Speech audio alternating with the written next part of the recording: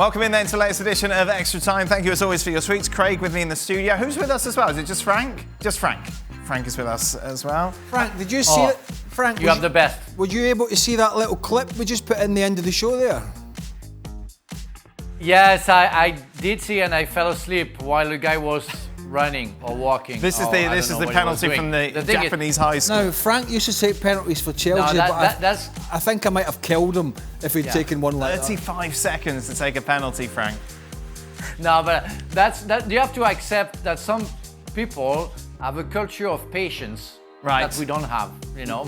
No. That's what it is, I think. No. And you have to accept that it's like eating a nice meal. Right. Some people just wallop it down. Yeah. Right. Like, and others enjoy Savour it. Connoisseurs. Yes, exactly.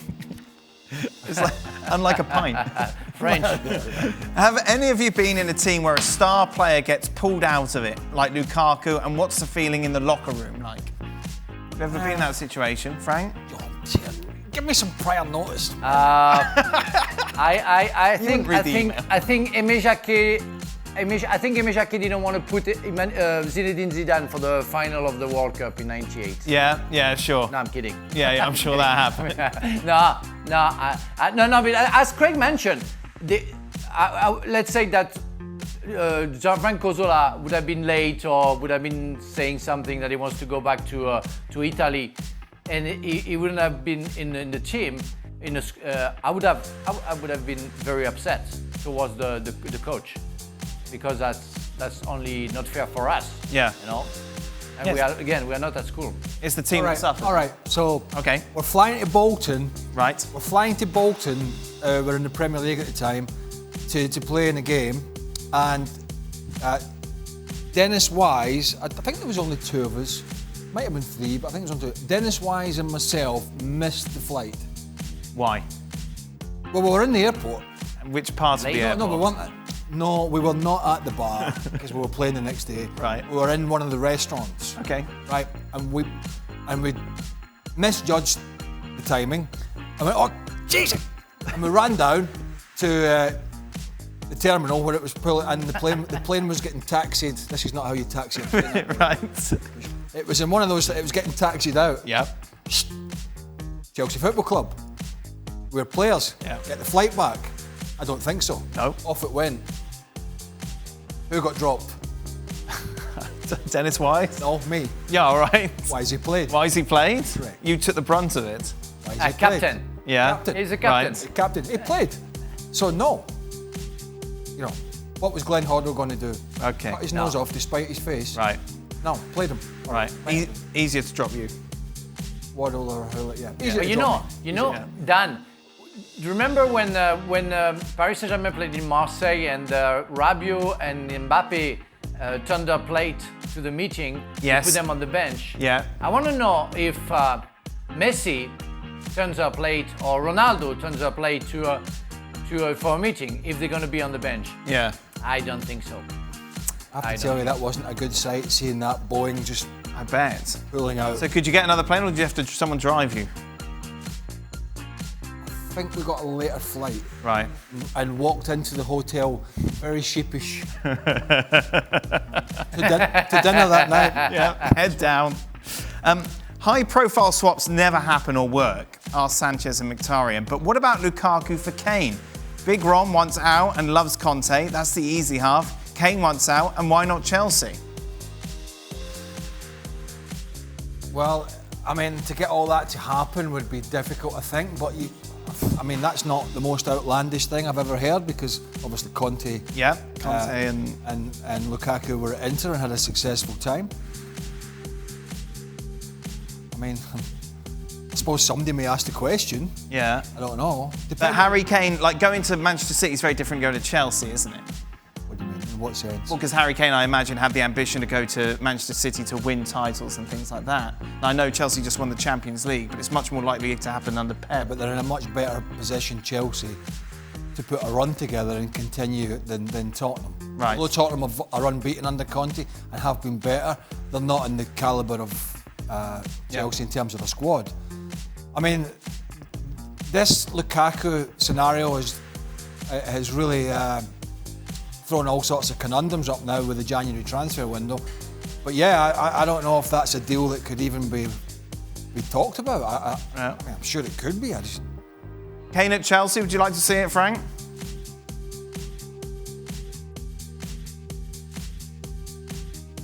No. I don't think Lukaku would be. Calm down, Frank. Don't get too excited. I don't think Lukaku would be too keen, bearing in mind where he's been and what he's talked about to go to Tottenham. Right. No Conte's there. Yeah, it's not his Bayern, Real Madrid or Barcelona. That would be a bit convincing. I'm still shocked he didn't play. I know a lot of people are out there, and I've seen it saying, well, you know, I had to be taught a lesson, and you know, this is it. You got to manage. You got to win games, man. Yeah. You got to get your best players on the field, particularly when you got no other players that can score goals, right? The thing is, I don't understand it. I would love to talk to Romelu Lukaku, because I know that when he was very young, his big club was Chelsea. He loved Drogba. His dream was to come to Chelsea. Saying what he said means that he changed his mind in a way. That now Chelsea is not the club, that he wants to finish his career, he wants to go back to Inter. Which I really doubt about that. You know, he was so willing to come to Chelsea. I think when you love a club, you love it for a lifetime. I don't think you change your mind because you play for a club, especially when the fans don't want to see you back. So I'm not sure. I would love to talk to Lukaku to really know the truth about what he really said.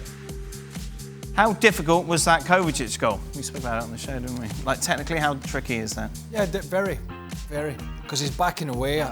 Memory, I think he's sort of slightly backing away to give himself a little bit of room for the flight of the ball. And then he's literally both feet off the ground as he takes it. You've got to get the timing. So you've not only got to get the accuracy, you've got to get the timing of the strike. You basically got to get it perfect, which he did. Yeah, he did. You could send him back out there another 100 times and say, we'll put the lights on, don't come back in until you score. That's how difficult it was. Go on, Frank. I think the better goal, I think the better goal that I saw coming like that, in a way, it was the Champions League final where Zidane scored with Real Madrid in Scotland. I think I think it was Hampton Park. When he scored and the ball was flying hard from a cross from Roberto Carlos, and he volleyed it. He wasn't front. He wasn't at front. He wasn't facing the goal. Yeah. He had to go, and volley it. That was maybe harder. But what did Kovacic today is fantastic. If you haven't seen that Zidane goal, 2002 Champions League final, bit special. Charlie Nicholas, Scotland, Hampden Park, years ago. No one cares. That's not the Champions League final, is it? What do you mean? It's not as exciting. It's an international. Oh, so qualifier. what? Qualifier. No one cares about that. It was a brilliant bit of skill. No one cares. Yeah, they do. That was back in the day when people cared. Frank, we saw many mistakes today stemming from teams playing out from the back. Why do defenders in the modern game take so many risks? I don't know. On the first goal for Chelsea, I don't know what his name already. Chalobah. Chalobah, sorry, thank you. Did, because he should have volleyed or semi-volleyed instead of trying to head it. I think he misjudged the way the ball was coming to him. So it can happen. You can make mistakes. The thing is, when Chalobah makes the mistake, you judge him because there is a goal after. But do you judge Pulisic for missing the goal and not taking on the goalkeeper like 2 minutes before, 3 minutes before? Nobody is going to say, oh, that's a scandal. Because you have the sentence after, you have the punishment after for a defender, when you don't have a punishment for a striker. But it's part of the game. I love that game, again, because of the mistakes. Because the human being, did you try to be perfect? They tried to play the game. It's what I loved about it. We made some silly mistakes, but you go back, I remember losing 2-0 in the FA Cup the first year when Craig was with us. In the FA Cup, we lost 2-0 half-time, and we came back and we won 4-2 at Stamford Bridge. That was the hell of a game. It's the game you want to play, and we made some silly mistakes, and Liverpool made the same after. It's like everything else, the game has changed. You have to accept that. It's much faster now, and almost every manager wants it. Don't forget, since they changed the law in terms of the goal kick from the 6-yard box, is you can just play it out 5 yards, whereas it had to be outside the box. So what you have now, you either have two players narrow or two centre halves on the width of the penalty area. The goalkeeper effectively becomes a playmaker. It shifts to him, to them, the full-backs. There's always a midfielder dropping in to play it out. Even when they're getting marked, they're playing it in. And sitting watching it, you're like, but we're seeing some teams do it brilliantly, and we're seeing other teams making mistakes, and it's leading to goals. And that's just the way the game has been played now, and I think you just have to accept that that's more exciting than rolling it back to the goalkeeper and him launching it. There's nothing wrong with that, but I much prefer to see that. I think it's mostly what the coach asks you, you know. And at our time, if the coach would have asked us to play that way, we would have played that way. I came to England to bring a little bit of technique from defender. It's what Ruud Gullit asked me, because we were lacking of that. But he would have asked me to play in the 16-yard box and try to do that and say, don't worry, if you make a mistake, I won't be resentful toward you. I would have tried it.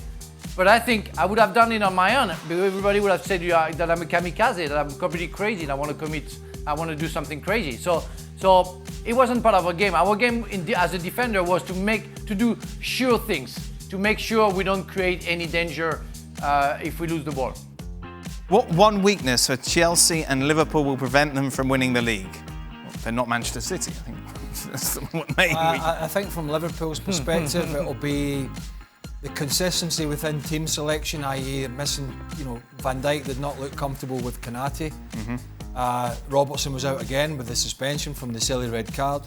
Firmino's been out of form, and Jota's come in and been brilliant, to be quite frank with you. How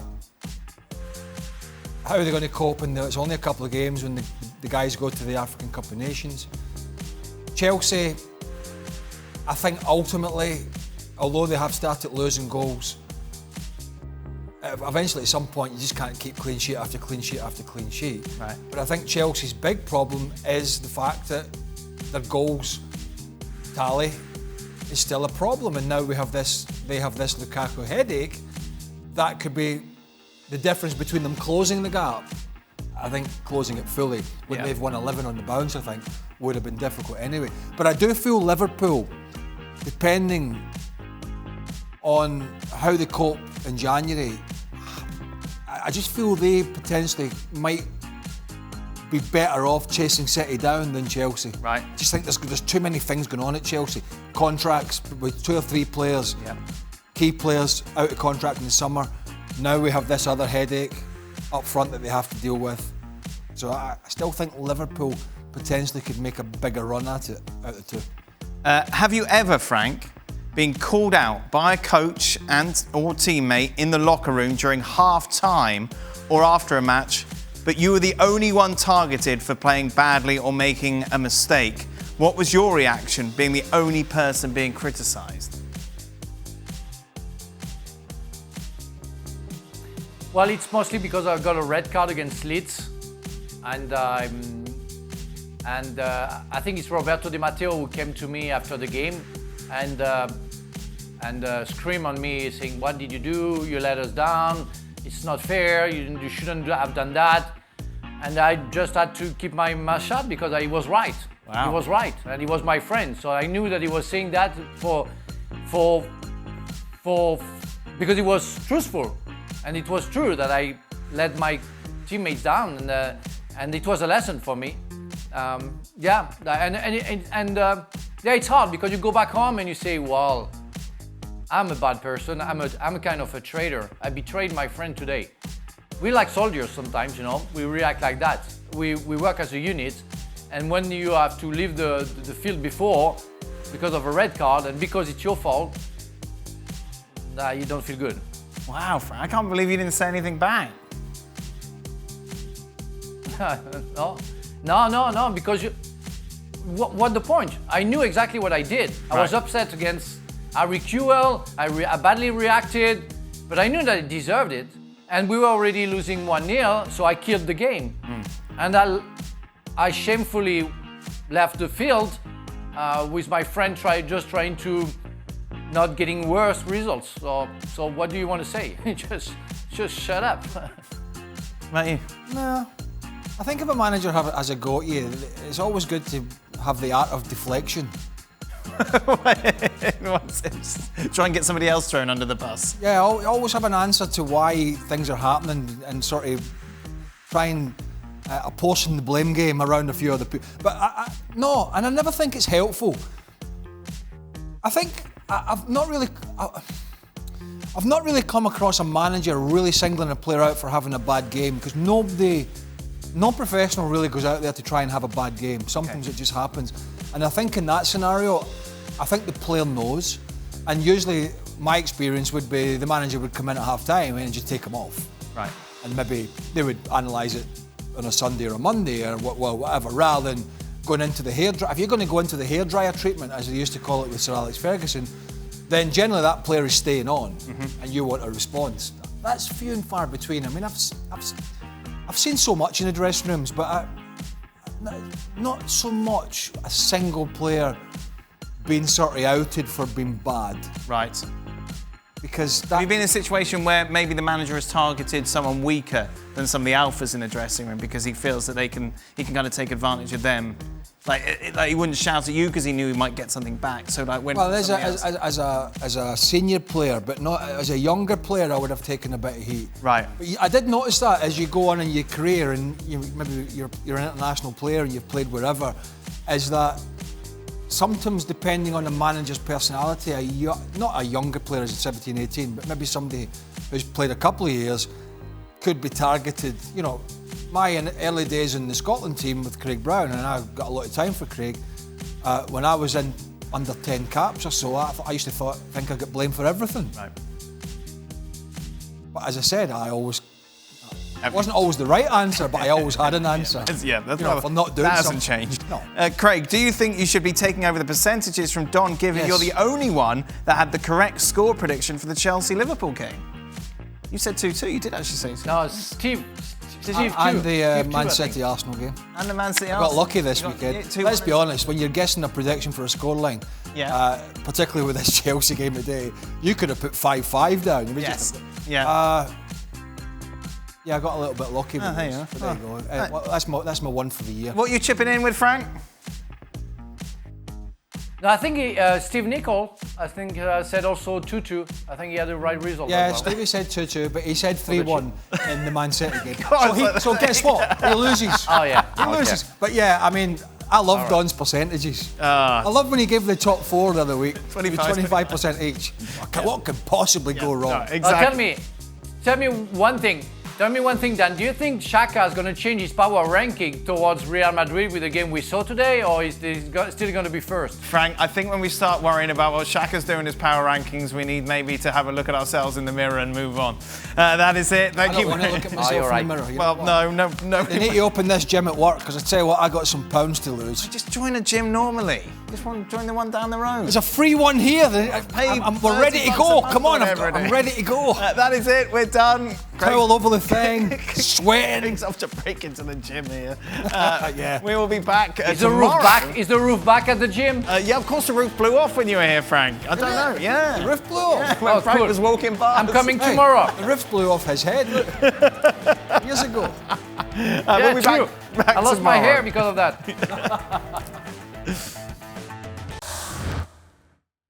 Well, thank you very much for watching ESPN on YouTube. For more sports highlights and analysis, be sure to download the ESPN app. And for live streaming, premium content, and let's not forget as well, ESPNFC 7 days a week. Subscribe to ESPN+.